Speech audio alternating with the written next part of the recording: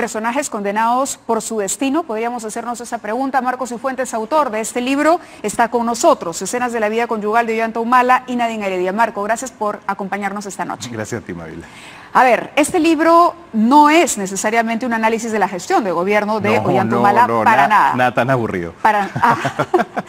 Es más bien, yo diría, el perfil de dos personas que se encuentran de un proyecto político que se puede concebir de manera conjunta y cómo la llegada del poder los transforma a cada uno o cómo cada uno asimila y procesa desde su propia individualidad ese paso por el poder. Estamos más o menos en la pista.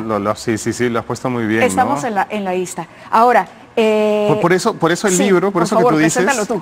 No, por eso, por lo mismo que has dicho, el libro tiene esta estructura que es los capítulos del pasado, si quieres, claro, están intercalados con los del presente, con los del gobierno. Porque así se entiende mejor quiénes son. O sea, si de pronto pones a Madre Mía y luego justo antes el capítulo de la influencia militar en el gobierno, se entienden muchas más cosas que si pones a Madre Mía aquí y luego la influencia en el militar del gobierno aquí.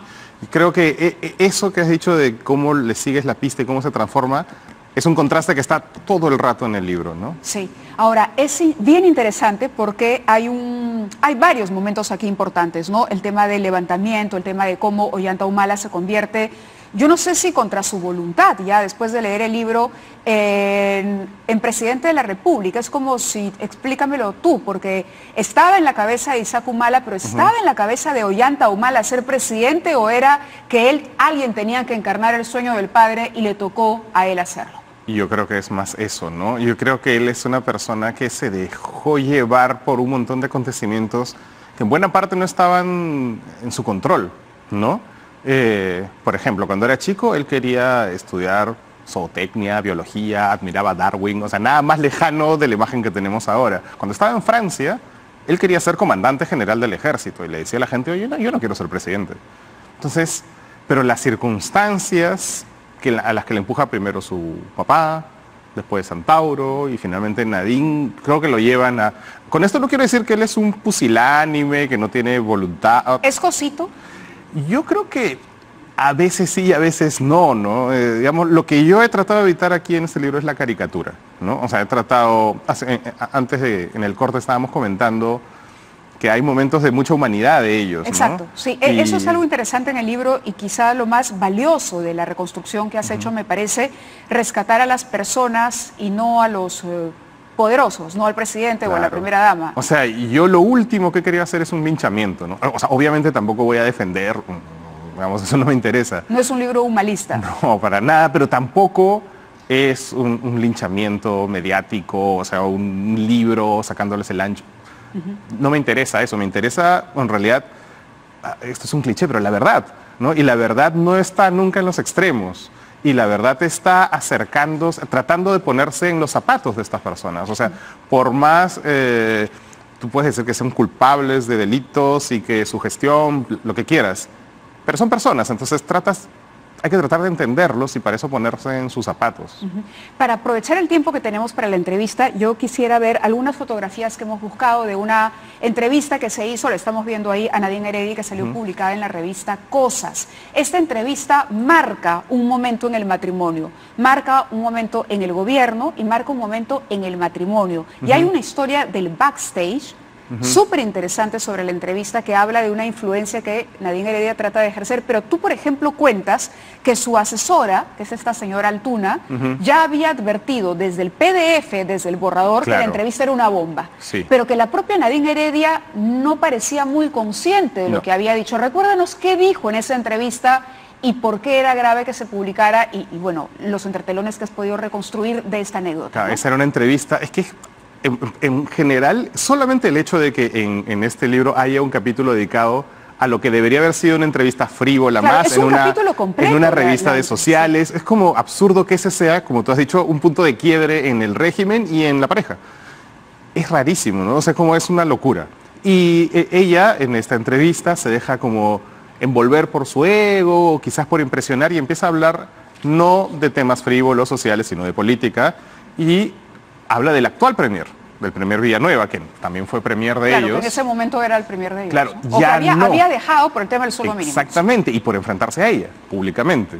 Entonces ella, en esa entrevista, habla de Villanueva, el actual premier y entonces premier, y bueno, dice y queda claro que ella influía en el gobierno y que influía hasta tal punto que el premier chocó con ella y el premier se fue, ¿no?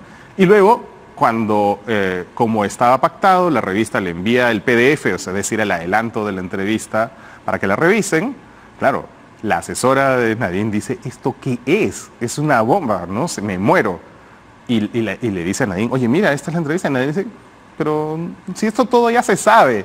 Y ella en su cabeza no medía, creo que, y eso no solamente les pasa a ellos, obviamente, yo creo que a cualquier persona que está en el poder... ¿Enajenación? Sí, yo creo, pero cualquier persona que está en el poder se enajena. O sea, eso es, yo creo que es natural, porque ya claro, no tienes contacto con la calle. Hay grados, ¿no?, de enajenación. Ya, entonces, eso es cierto. ¿Cómo entender lo que pasó con Ollanta Humala y Nadine Heredia? ¿Por qué fueron tan presa fácil, digamos, de este deslumbramiento, sobre todo ella? ¿Qué explicación hay en la historia de Nadine Heredia para que haya cruzado la puerta del Palacio de Gobierno y, de acuerdo a lo que uno puede leer en el libro, se haya transformado en otra persona? Ya no era la estudiante, no era la esposa del militar con el polo y el jean, sino de pronto quiso ser, no sé, una princesa. Hay una frase de Fabre en el libro, que se la hizo un allegado, y que es justo al inicio, cuando empiezan a verse estos cambios y esta situación rara en la que la primera dama no solo es primera dama, y Fabre le dice a un amigo, mira, el MEF, el Ministerio de Economía, ha convencido a Humala de que no sabe de economía, y le ha convencido a Nadine de que sí sabe de economía, ¿no? Entonces, claro, digamos, ella se hizo cargo de la economía, y la economía en este país es más o menos como hacer que los grandes empresarios siempre estén contentos, ¿no? Los grandes empresarios que habían boicoteado la campaña de estos dos, ¿no? Entonces, de alguna manera, ellos la aceptan, pero tampoco tanto, ¿no? Y cuando empieza a caer y cuando hay algún asomo de, entre comillas, izquierdismo en el caso de ellos, les van encima. Que se ve, por ejemplo, en el tema de Repsol. En el tema, efectivamente, ese es otro capítulo, el tema de Repsol. Y es como se enfrentan a la CONFIEP, que la CONFIEP en algún momento los apapacha, después de haberles hecho campaña en contra, ¿no?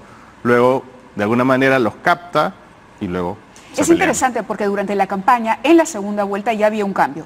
Sí. Ya se sabía que no se podía ganar la elección con la gran transformación, había que convertir eso en la hoja de ruta. Sin embargo, al asumir el poder, esta cercanía con el primer ministro de Economía, con Luis Carranza, esto que cuentas de las clases, ¿todo esto es cierto? Sí, todo esto es cierto.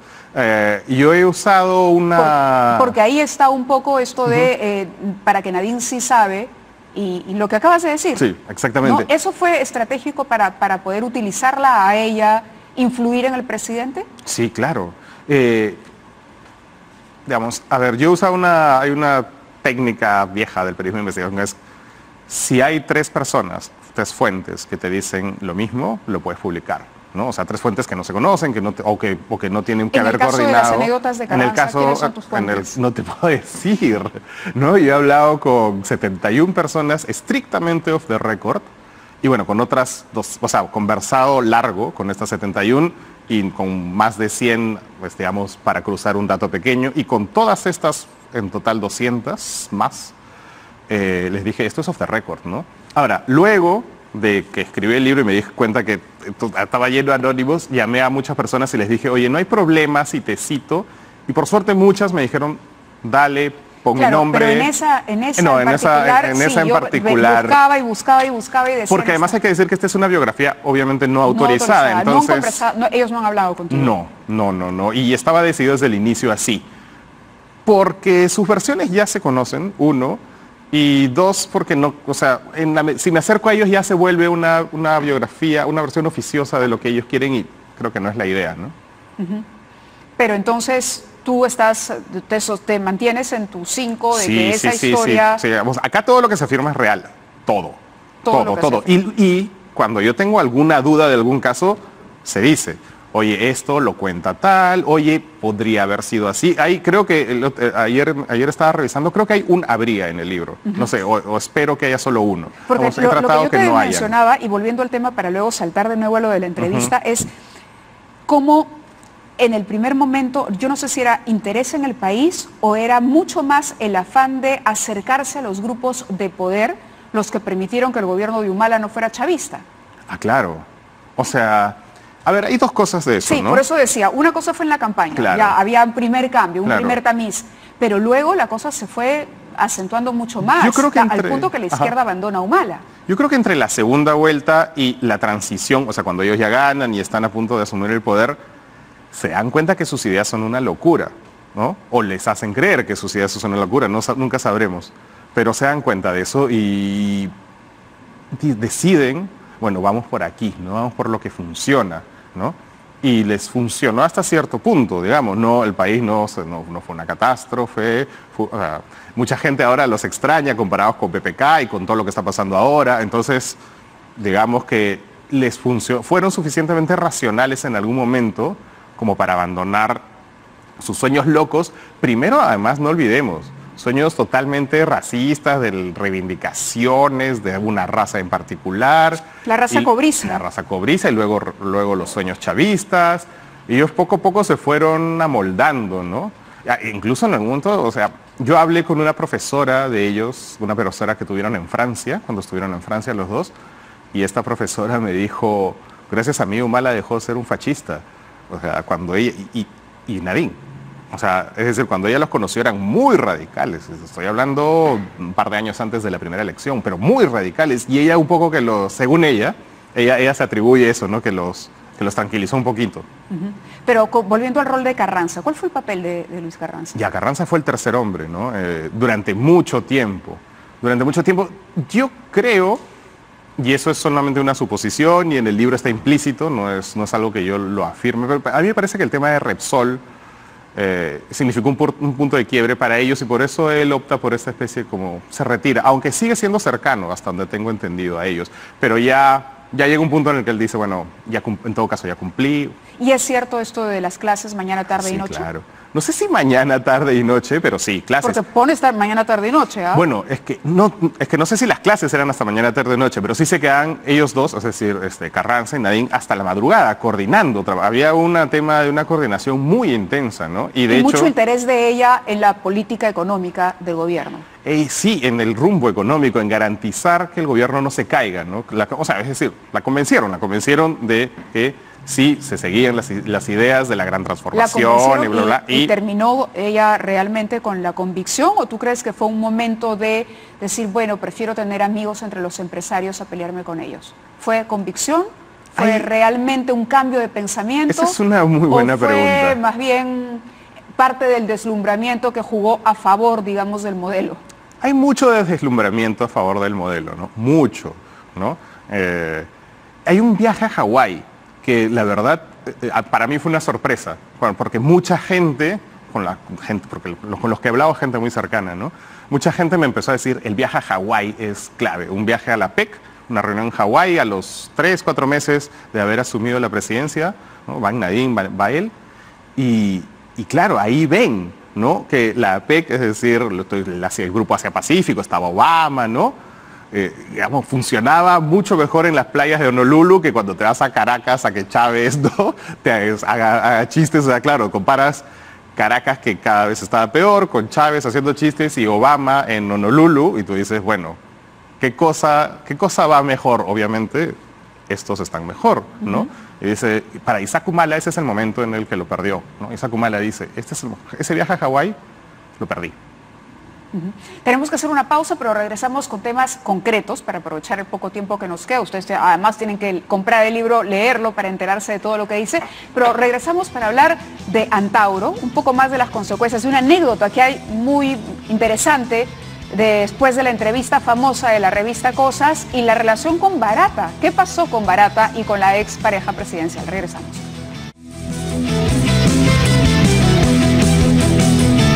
Muy bien, nos queda poco tiempo, pero entonces aprovechamos así cual ping-pong para preguntarle a Marcos Cifuentes sobre este libro que habla, de alguna manera trata de penetrar las entrañas de un matrimonio que cogobernó, podríamos decir, fue un matrimonio que cogobernó el país. Sí, yo creo que se puede decir. Yo no diría nunca que ella lo manejó y tal, pero sí hubo un cogobierno, sí. Hubo un cogobierno. Y además admitido yo no diría en que algún ella estuvo momento, por encima de él, como mucha gente. Sí, pero hay un momento importante. Yo les hablaba de la entrevista esta de Cosas, que ustedes la deben recordar, con la portada, Nadine Heredia muy guapa, en primera plana, pero claro, te sorprendía porque ella había mostrado otro rostro, ¿no? Entonces de pronto era la señora apitucada. Hay una anécdota, luego, tú dices que luego de esta entrevista, donde ella además dice que ha intervenido en Locumba y que ha tenido cierto control en la carrera, no cierto, bastante control en la carrera política de su esposo, de alguna manera lo coloca a él en una situación de, bueno, yo era la que tenía que hacer esto para empujarlo. Él llama a Salomón Lerner y en un momento tú dices, o la anécdota se cuenta así, creo que Salomón Lerner autorizó que uses su nombre. No, pero esto ocurrió y ya está. Esto ocurrió. Sí. Ya, sí, pero sí. No, la fuente no es Salomón. O sea, no, sí. No. Ok, pero estás completamente seguro de que ocurrió. Es decir, se le humedecieron los ojos a Ollanta Humala cuando habló con él y le dijo qué está pasando. Ollanta es una persona que hay que decir que, a pesar de ser militar, digamos, no tiene vergüenza en mostrar, o en todo caso le ganan a veces los sentimientos de tristeza y llorar. ¿Y fue ese momento, el momento en el que él sentía que su esposa podía estar jugando con un proyecto propio? Se le pasó por la cabeza, se le acabó, o sea, por un momento a él se le pasa por la cabeza, como imagino que, como dice Toledo, tienes un montón de posibilidades en la cabeza y se la suelta a Lerner. Claro, se la comenta a Lerner y le dice, ¿no? ¿Qué está pasando? Claro, oye, ¿tú crees que ella ha hecho esto para sabotearme? Porque es un momento de humanidad, ¿no? Y está en el libro porque es un momento de humanidad de él, ¿no? Es un momento que creo que le pasaría a cualquiera. Ok, pero ¿no? puede jurar sobre la Biblia, no sé si, que es cierto. Te digo porque la anécdota es valiosa, porque es el primer momento, digamos, yo no he puesto conozco. Aquí nada de lo que no estoy completamente seguro. Y cuando no estoy completamente seguro, lo digo. Oye, por si acaso esto podría no ser cierto. No estar seguro. Y esto no tiene un podría. Oye, Antauro Humala. Antauro es la tercera H de este libro, en realidad. Es el... No está en portada, no hay una H más, pero es un personaje fascinante, como son fascinantes todas las personas peligrosas, ¿no? Cuando Ollanta cuenta que su madre lo llama desesperada, llorando, una mujer ya mayor, y le pide casi al final del gobierno, y se les pasa por la cabeza el tema este de Antauro. Indultar a Antauro. Indultar a Antauro. En realidad, indultar a Fujimori. Exacto, cuéntanos eso, por favor. O sea, y es algo que se negoció en las últimas 24 horas de gobierno.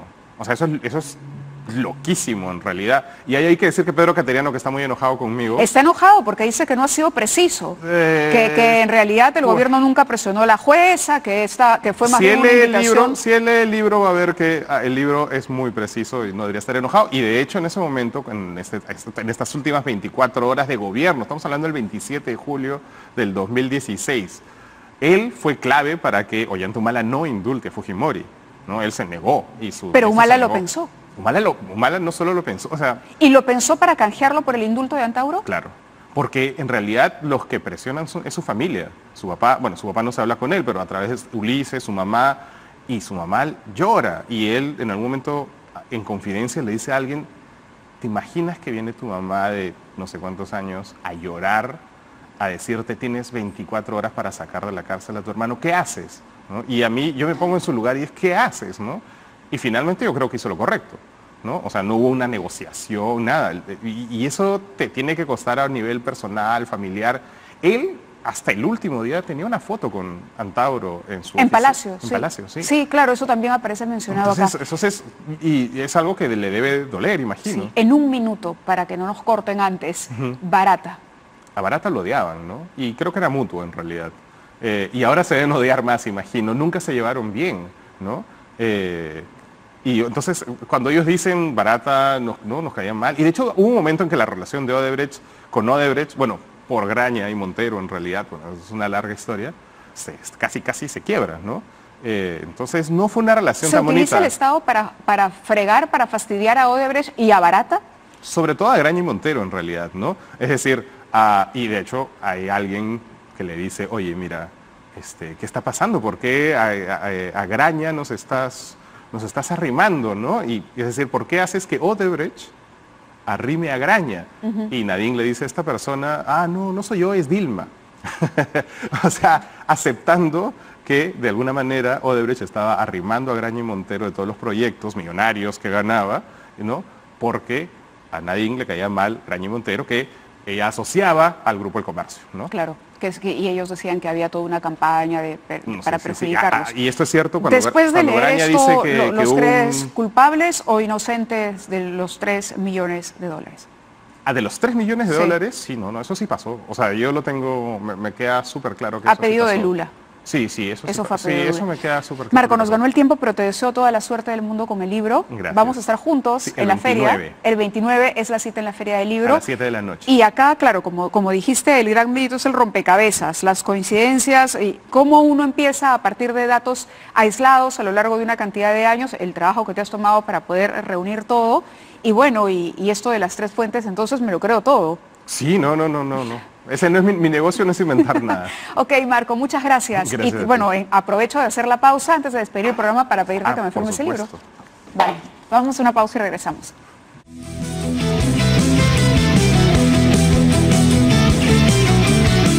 Muy bien, nos vamos, amigos. Hasta mañana a las 9. Se quedan con Noticias a las 10.